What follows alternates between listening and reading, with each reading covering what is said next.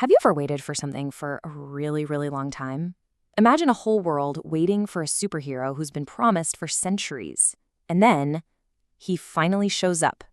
But he is nothing like anyone pictured. At all. That's kind of the story we're getting into today.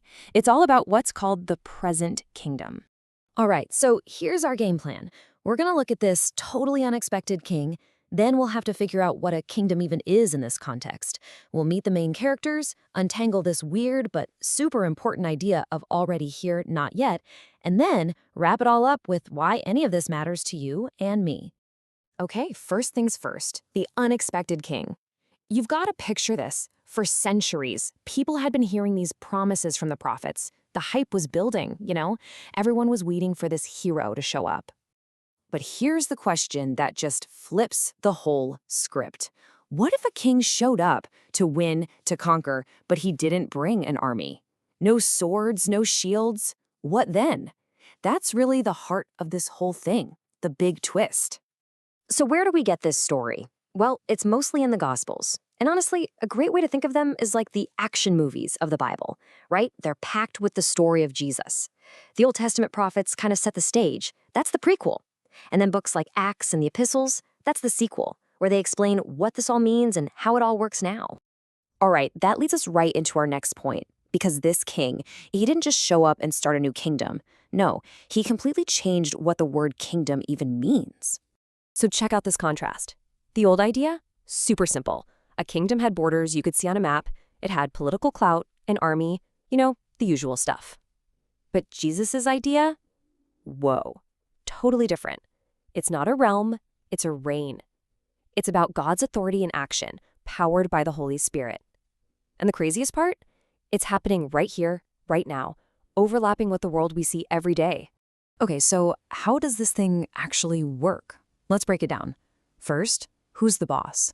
Well, God is, ruling through King Jesus. And what's the power source? That's the Holy Spirit, showing everyone what the king's power looks like. And the big question, how do you get in? How do you become a citizen? It's all about changing your mind, that's what repentance means, and deciding to follow Jesus. All right, every good story needs its main characters, right? So let's meet the key players in this one, the cast that really brings this whole kingdom idea to life. So first up, no surprise here, Jesus Christ. He's the Savior King. Then you've got John the Baptist. I love this description. He's the herald, basically the king's official hype man. And then, of course, there are the disciples, who are handpicked to be his ambassadors.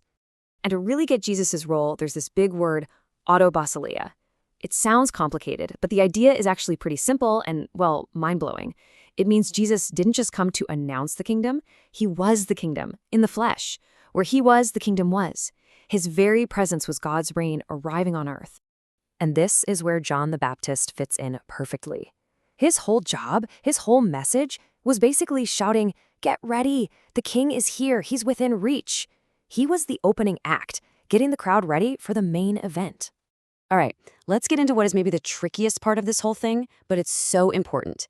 It's this idea that the kingdom is already here, but at the same time, not yet. We're all living right in the middle of that tension. Probably the best way to wrap your head around this is to think about a championship game. So think about it. On one side, the game is already won. When Jesus was on the cross and rose again, that was the game-winning play. He bound the strong man, which is a cool way of saying he broke the back of evil's power, and he started taking back what was stolen. But the clock hasn't run out yet. The final whistle hasn't blown. We're in that weird part of the game after the winning touchdown has been scored, but there's still time on the clock. We're waiting for the king to come back and officially end the game. And you know what? That explains so much. It's why we still see so much pain and sickness and stuff that's just wrong with the world. There's this great image of weeds growing with the wheat. The good stuff is here, but the bad stuff is still around too. And that mess won't be totally cleaned up until the king returns. And this is why it's often called the upside-down kingdom. Just look at this. The world's rules, we all know them. Power comes from force, you rule over people, the strong get all the praise. But the kingdom rules, they flip that completely on its head. Power is found in serving. You die for your enemies. The humble are the ones who are lifted up. It is the absolute opposite of what we'd expect. Okay, so let's bring this all back to us. This is great history, great theology, but why does it matter today? Like right now, what's your role in this story? Well, if you're a citizen of this kingdom, you've kind of got a three-part mission. First, it's an inside job.